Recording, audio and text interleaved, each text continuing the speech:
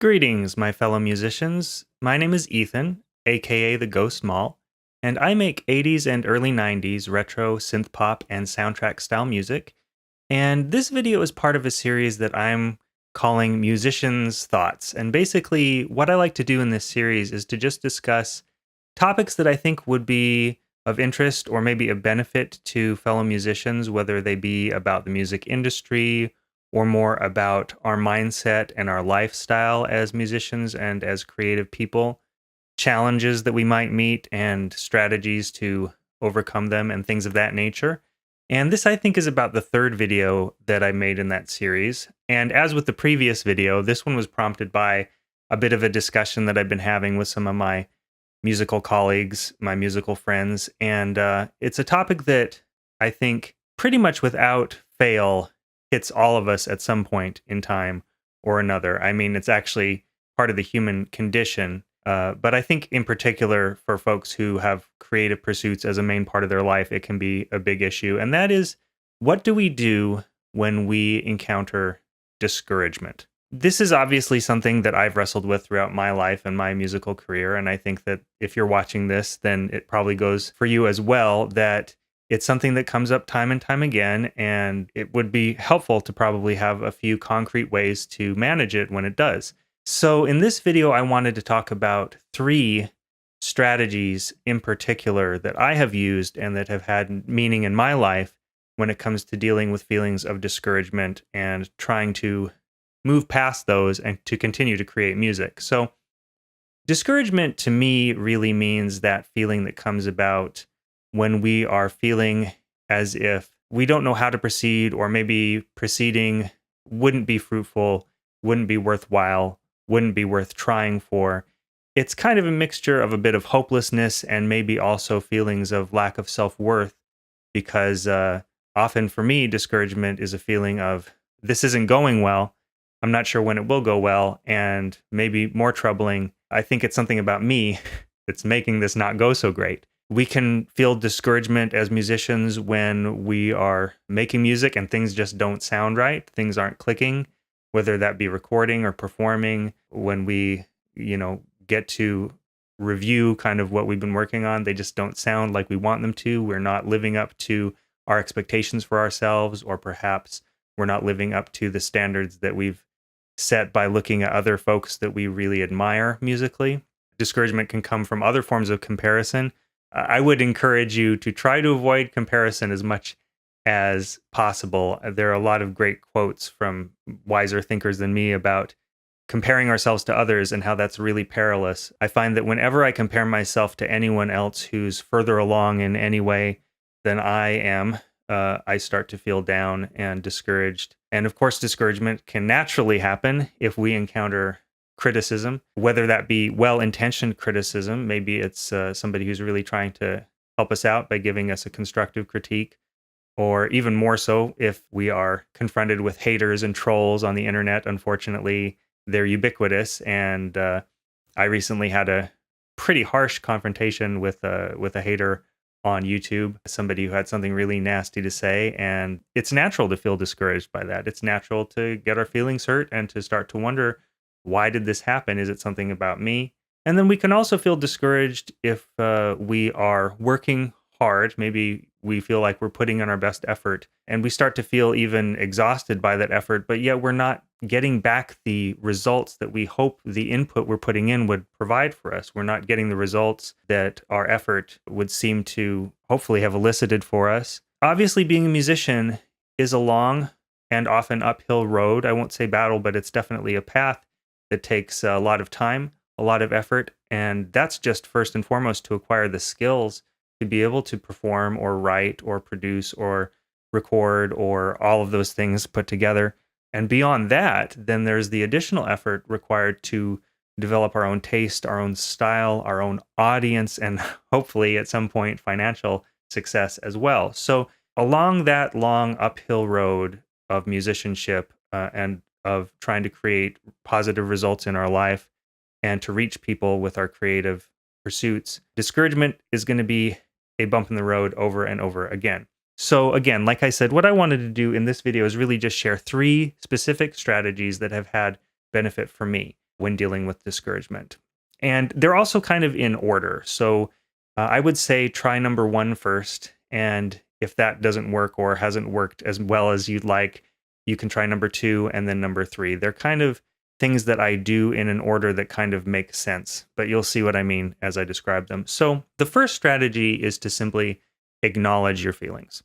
And I know this might sound simple and it might sound kind of obvious, but I think it's something that we neglect way more than we should. You know, uh, back in the day when I was doing my undergraduate work in college, one of my undergraduate degrees is in psychology. And it really served me well just as a human being. I took away a few really key lessons from that degree in psychology, one of which is that the extent to which we try to ignore or push away or repress or cover over our feelings is the extent to which we put ourselves at our own peril. That never works out for us well. It can lead to all kinds of internal and external conflicts, many addictive behaviors, be they, minor or severe or, whatever extent you might find them in your life, are really the result largely of trying to avoid feelings that are uncomfortable to deal with. On the other hand, to the extent that we can face and acknowledge and name and allow space for our feelings, the surprising sometimes and maybe counterintuitive thing that happens is that they begin to sort of dissipate, or at least they become less frightening and more manageable. And so one thing that I do very specifically is that if I start to feel discouragement settle in on me, maybe I've been doing a session and I'm like, oh, why is this sounding so crappy? Why the more time I put in, it sounds worse and worse. Or maybe I've released a song and it's just not gaining the traction that I'd hoped, or I, wake up to a negative, nasty comment on YouTube. When that happens and the feeling emerges within me, I like to take a breath, maybe close my eyes and say, okay, my discouragement, I recognize you. I've seen you before many, many times. And it sort of disarms the feeling. It sort of deflates the feeling. And because it's something familiar, it's something that now has a name, it's identifiable, and it becomes more manageable. And that's not to say it goes away, because the intent here isn't to make it go away. Again, if we were trying to push it away, that's really the opposite of what we're trying to do here, because as I said, that tends to make the problem grow in stature. It tends to make it more fierce. But if we can name it and allow it some space, it can start to dissipate and at least not feel so overwhelming. So that's strategy number one, I would say, is to acknowledge and allow space for the feeling of discouragement. And then strategy number two is really something that I learned from an author who I'm going to talk about more here in a second. And his work really changed my life. I encountered his work a little over a year ago, maybe a year and a half ago. His name is Stephen Pressfield, and he is a novelist and a screenwriter of some renown. But in recent years, I think what he's become most known for, interestingly, is a series of books he wrote, nonfiction books, about the creative process and, in particular, the struggles that creative folks inevitably encounter when trying to create something wonderful and new in the world. So he wrote a trilogy of books, really, the first of which is this one. It's called The War of Art. Well, maybe it's not the first. It's the first that I read. And it's wonderful because Pressfield's thesis really is that any time that we attempt to create something new in the world, whether that be a song or a play or a novel or a screenplay or a poem, or even things like an entrepreneurial venture, a new business, or trying to undertake some self-transformational process like a diet or exercise routine, or we start to meditate every day, whatever it might be, anything that we want to do that's going to make positive change in the world or in ourselves is going to inevitably be met with what he calls resistance. And he says this is inevitable, it's a force of nature, and that it's something that we can learn to know, learn to meet intelligently and overcome. And what's the strategy? He says it's to do the work. And in fact, so I have the second book here of his as well, and the title says it all, Do the Work. He has a third book as well. It's called Turning Pro, which I don't have on hand. But in all three of these books, the basic idea is the same. you're going to meet resistance every time you sit down to try to create, and that inspiration isn't something that comes, naturally out of nowhere, and that we can expect it at some point, and that we should wait to create when we feel it. On the contrary, he says that discouragement, which would be one manifestation of resistance as he describes it, also feelings of lack of self-worth, frustration, irritation, etc., all are manifestations of the resistance as he defines it. And he says the best thing to do is to sit down, put your butt in the seat, so to speak, and to take the first smallest step you can in the direction of making something, whether it be turning out pages or playing notes. And why is this beneficial? Like, apart from, getting a little bit further down the path toward making something, why would I suggest it as the second strategy for countering discouragement? Well, it works in a few different ways. The first is that you begin to, no matter what the pace is, even if it's a snail's pace, build up a body of work that you can look back on when you get those feelings of self-doubt and say, you know what? No, Ethan, or whoever you might be, you've made things. You've actually done stuff in the world, and maybe some people have liked it. Maybe there's been criticism. Maybe there's been a lack of response that you'd like. Maybe you listen back to it and there definitely are flaws, but nevertheless, you have created and you've improved. So you begin to build up a body of evidence, basically, that shows the lie of the resistance saying you can't do this, you're awful. Furthermore, it puts you back into a state of flow where you are being mindful of and conscious more of the process of what you're making rather than how you're feeling about yourself or the circumstances surrounding all of that. It's not putting blinders on, but it's more bringing your attention into something more concrete and specific in the world around you as opposed to these feelings. So the way you could combine strategy number 1 and number 2 are, if the feeling arises, as it naturally will, just like a cloud crossing through the sky, a dark cloud every once in a while, you might say, okay, my discouragement, I acknowledge you, I see you, I've seen you before, and you're welcome to hang out here, but I'm going to sit down and start writing. And they really work in tandem in that way to sort of get you beyond that without trying to push it away.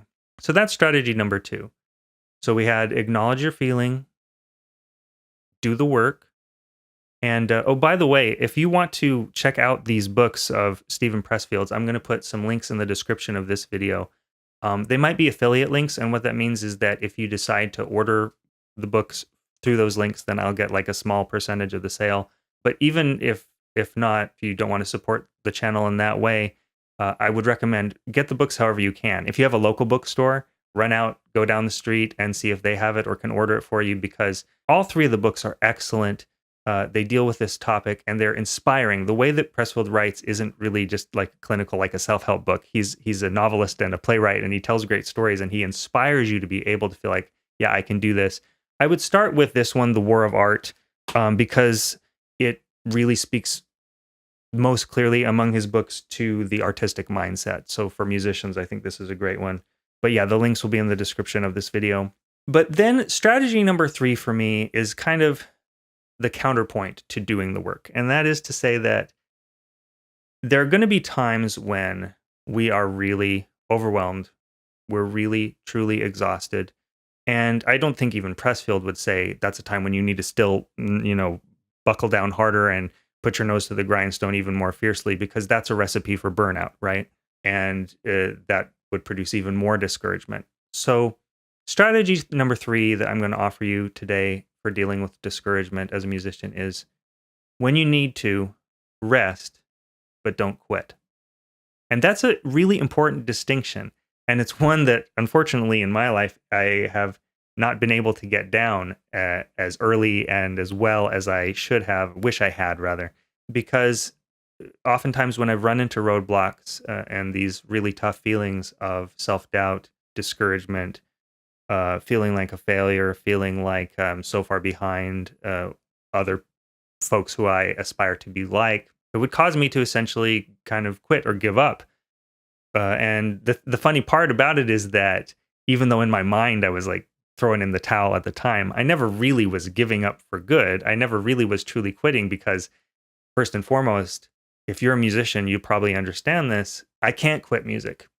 Music won't quit me, as my friend I was discussing this with the other day so astutely pointed out. It's never going to go away. It's always going to be within my heart to make music. It's always going to be a passion of mine and an aspiration of mine to create as much quality music as I can and share it with as many folks as I can, so it can touch their hearts. And so it's really kind of, it might briefly give you a sense of relief to be like, I quit. I've had enough of this. I'm never going to make it. And it gives you a little bit of a respite, which is what you're really seeking. But wouldn't it be better to just say, okay, I'm going to take a rest. I'm just going to take a break. And that doesn't need to be, a long break. It might just be an hour. It might just be the rest of the day. Enough time to sort of give yourself space from whatever stimulated that feeling of discouragement, whether it was a negative comment or listening back to a mix that you're like, oh, this sounds like crap, for example. It gives you a little bit of space and time to gain some objectivity and some distance from that.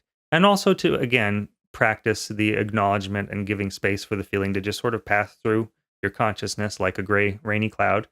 And do something in that time that will rejuvenate and renew you. And there are lots of different strategies, specific tactics, I guess, for what to do with that time. And it's going to vary from person to person. But for me, it's often to meditate. I have a daily meditation practice twice a day, sometimes 3 times a day anyway. But just a minute or two, even 10 minutes at the most, sometimes, of meditating to kind of slow myself down and get myself out of my head can be very renewing, a form of rest. Or sometimes I literally need to take a nap. If I'm physically exhausted because I've been running around like crazy from project to project, and my ears need a break, my brain needs a break, my eyes need a break from looking at the computer screen and my DAW, maybe my fingers or my voice need a break from practicing the same tune over and over again, I might literally take a nap or take a walk around the block or exercise. That's a funny thing to think about as rest, but it really is, because it's engaging your body and mind in a completely different way. It might be just spending time with people or places or things, activities that you find refreshing. For me, usually the best thing is to spend some time with my family, with my daughter or my wife, or both of them together. I don't know what it's going to be for you, but the mindset shift here that's really important with this strategy is that you think about this as, I'm taking a break, but I'm not quitting. I'm down, but I'm not out. And I'm not letting discouragement win. I'm giving it its space. I'm going to take my space and time, and I'm going to come back in an hour or tomorrow, or maybe after the weekend's over, whenever it might be, refreshed, renewed, and ready to go again. So I hope that's been encouraging for you. As I said, I think that discouragement, it's a natural part of life, like every feeling. I do think it can come up more often for artists and musicians because it's in the nature of who we are and our work to be sensitive and to be in touch with emotions, because that's really what we're conveying through our work, right? And so it can hit us hard. I know it hits me hard, but hopefully these 3 strategies will help you. First, acknowledge the feeling and give it its space. Don't try to push it away. Second, do the work so you can show yourself that you are capable, that you are producing something in the world, and that you can sort of show it up and say, aha, my discouragement, look at this. And if you're at the point where you can't just, push on through, I wouldn't advise you to force yourself to do the work beyond a point of physical or mental exhaustion or overwhelm. Rest, but do it with the thought in mind that I'm resting, I'm not quitting. Now, if you have other strategies that you would like to share with me or with the other viewers of this video, as to what you do that has had benefit for you in your life when you felt discouraged, please feel free to leave them in the comments of this video. I think it would be a great way to start a discussion about this, because this is just 3 that have had meaning for me. I'm sure there are many, many more out there. If you like this video, please feel free to give it a like and maybe consider subscribing, because as I mentioned, in addition to the other things I do here on the Ghost Malls YouTube channel, like talking about music production, specifically retro music production and songwriting and the like, I do this series of musicians' thoughts about these types of topics. And finally, if you know a musician or an artist or just a creative person in general who you think could benefit from this message, please feel free to share this video with them. And with that, I will say, go forth today. I hope that you have great luck today. But if you do hit a bump on that long uphill road to success with your music, that bump of discouragement, I hope these 3 strategies will help you out. And I'm pulling for you because I believe that every one of us has something wonderful within us to share. And as long as we don't let discouragement be the brick wall in front of us and we just let it be a bump in the road, everybody out there is going to be able to benefit from what you have to share. And I look forward to seeing and hearing what you share too. So be well. Good luck. Thanks for watching. And I look forward to seeing you on the next video like this. And until then, take it easy, guys.